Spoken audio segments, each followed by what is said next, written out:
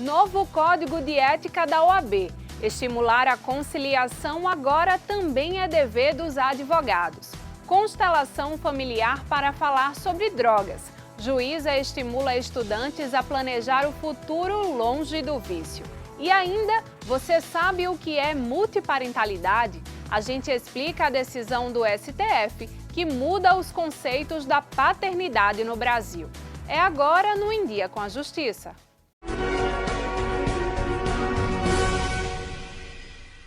Olá!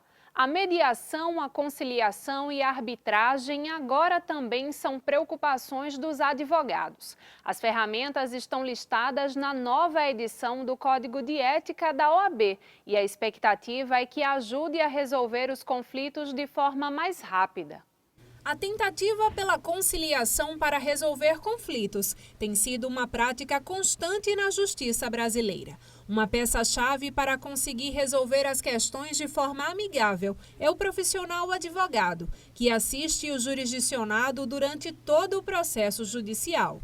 A mediação, a conciliação e a arbitragem são preocupações da nova edição de um instrumento que norteia o trabalho desses profissionais, o Código de Ética e Disciplina da OAB, lançado no início de setembro deste ano. De acordo com o artigo 2º do Código de Ética, fica estabelecido que o advogado deve estimular a conciliação entre as partes para prevenir sempre que possível a instauração do litígio. Eu sempre aconselho as partes, mesmo conversando com seus advogados, pedirem aos advogados que tentem um contato através do colega da outra parte, que representa outra parte, para tentar uma solução antes de judicializar esse conflito, né? Esse advogado especialista na prática conciliatória afirma ainda que o grande desafio é a transformação da cultura do litígio para a cultura do consenso. Não adianta uma lei determinar que vai haver essa mudança, porque não basta. Precisa da atitude, da mudança de comportamento das partes e principalmente dos advogados. Para o juiz Ricardo Cavalcante, a conscientização do método é importante, mas o magistrado avalia que só irá surtir um efeito mais satisfatório quando for posto em prática efetivamente. Esse Código de Ética ele vem se amoldar aos princípios atuais, que é o da conciliação. É você desafogar os processos que tem. E com isso, o advogado em si, eu acredito, não vai deixar de receber, quer queira, quer não, os seus honorários. Ele não vai deixar. Só que a demanda não vai chegar até a justiça. E se chegar, é meramente para existir a homologação judicial. Os operadores do direito destacam ainda as vantagens de resolver conflitos através de um acordo, onde as duas partes cedem um pouco, mas ambas saem ganhando. As partes vão ser, digamos assim, senhores do destino daquele conflito. Vamos ver os advogados que vão realmente dar entrada nisso, mas a justiça agradece. Os jurisdicionados também. Magistrados e integrantes do Ministério Público fizeram um ato na sede da Almages. As categorias denunciam projetos de lei que versam contra a independência das carreiras jurídicas. O ato, que reuniu magistrados e membros do Ministério Público Estadual, teve o objetivo de chamar a atenção dos parlamentares e da sociedade para projetos que atentam contra a independência das carreiras jurídicas. Entre as preocupações das entidades estão as propostas de lei que visam intimidar a magistratura e o Ministério Público, como o projeto de lei do abuso de autoridade. Com os projetos que estão em pauta, de emenda constitucional e de lei, de abuso de autoridade, a questão do orçamento, né? Tudo isso vai constranger, né? Vai diminuir o poder de atuação do Poder Judiciário e do Ministério Público do Trabalho e dos outros ministérios públicos em defesa da sociedade. O Tribunal do Júri absolveu um jovem acusado de tentar matar um agente de segurança dentro da unidade de internação masculina. O Wellington Pedro Santos da Silva foi absolvido pelo Conselho de Sentença do 1º Tribunal do Júri de Maceió, coordenado pela juíza Lorena Sotomayor. O réu era acusado de tentar matar o agente de segurança Clóvis de Lima e Silva em abril de 2014, durante uma tentativa de fuga em um dos módulos da unidade de internação de jovens e adultos, onde ele estava apreendido pelo crime de roubo. O Conselho de Sentença examinando o caso, tanto o fato em si quanto o desenrolar da investigação, as peculiaridades desse acusado, as condições desse acusado, entendeu pela não responsabilização, pela absolvição, pelo perdão desse acusado. O agente de segurança Clóvis de Lima e Silva prestou depoimento durante o julgamento. Ele contou como o fato teria ocorrido e falou sobre a chance de ter escapado ileso da tentativa de homicídio, graças a um colete à prova de balas e a ajuda de outros agentes. O choque foi forte, eu senti umas 3 pancadas em cima do peito, ali caiu algo de metal no chão, né? Eu peguei, era um espeto e não tinha dúvida de que foi ele, né?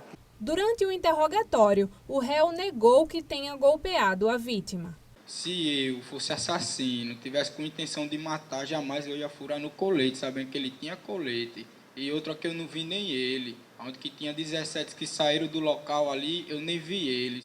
Uma decisão judicial torna sem efeito as homenagens feitas a pessoas vivas em locais públicos de Maceió.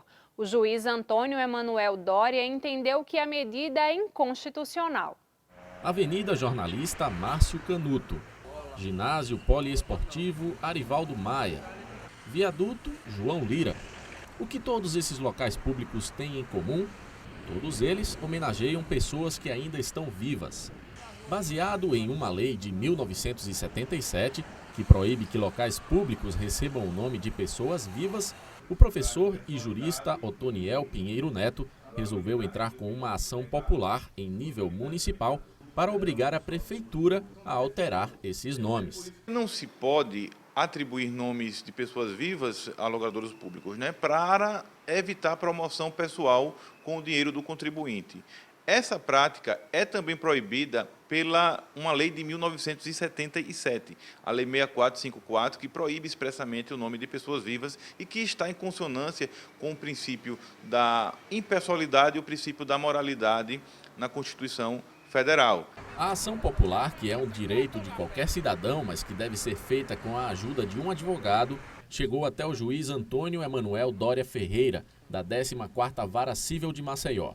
O magistrado declarou inconstitucional qualquer ato ou lei municipal que tenha atribuído o nome de pessoas vivas em locais públicos da capital.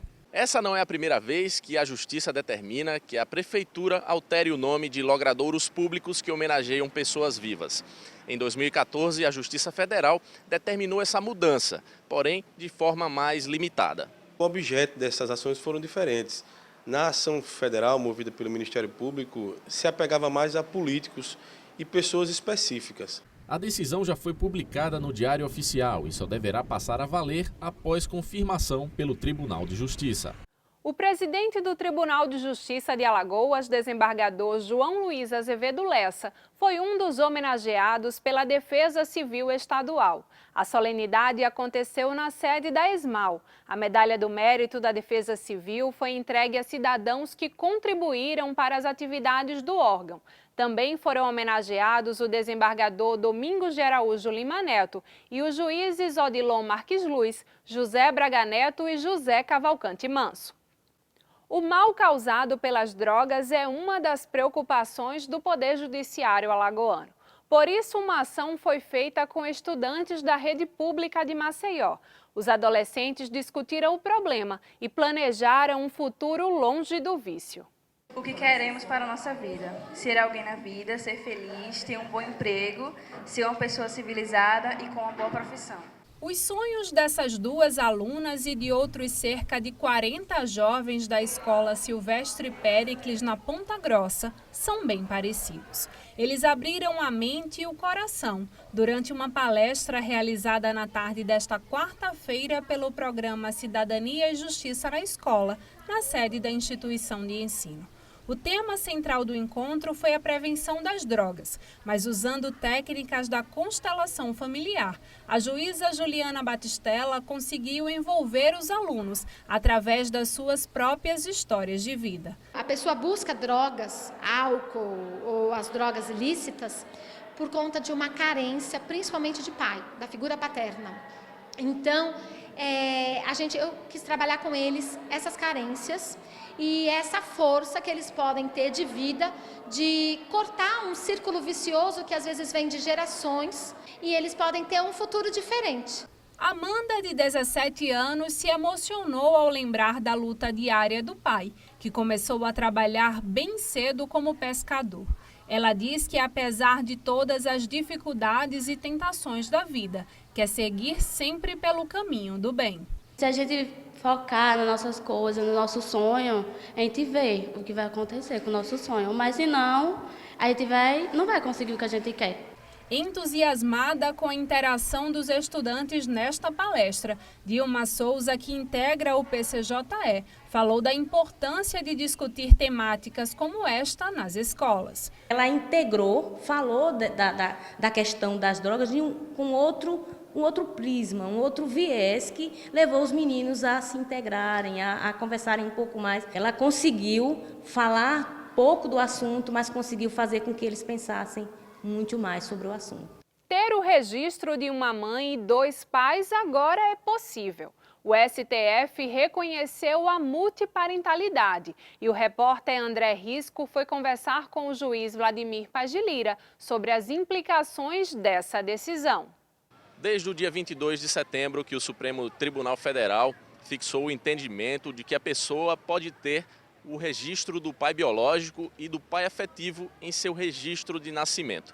Para explicar um pouquinho mais sobre esse assunto, eu converso agora com o responsável da 26ª Vara Civil Família da capital, o juiz Vladimir Paz de Lira. Doutor, em que é que muda essa decisão que tem sido vista lá no Supremo Tribunal Federal? É uma decisão importante.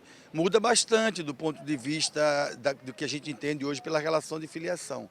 O que aconteceu, na verdade, nessa decisão foi o reconhecimento pelo Supremo Tribunal Federal do que é chamado na doutrina hoje de multiparentalidade.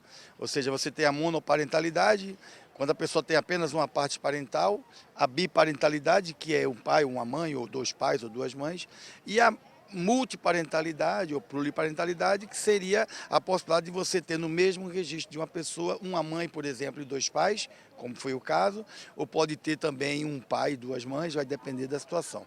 É uma decisão, muda os paradigmas da filiação no Brasil, uma decisão importante não só para o Brasil, como para o mundo todo, mas há uma preocupação muito grande de nós que somos operadores do direito e da doutrina brasileira de família, porque essa decisão, se de uma perspectiva positiva, ela traz essa possibilidade desse reconhecimento, o que é um avanço, né? Não fica limitado àquela questão da substituição, tem que tirar um pai para o outro, você pode ter 2 pais em situações concretas, isso é importante, mas por outro lado, causa uma preocupação porque na decisão se verifica um pequeno retrocesso, se volta a supervalorizar a filiação, a paternidade biológica.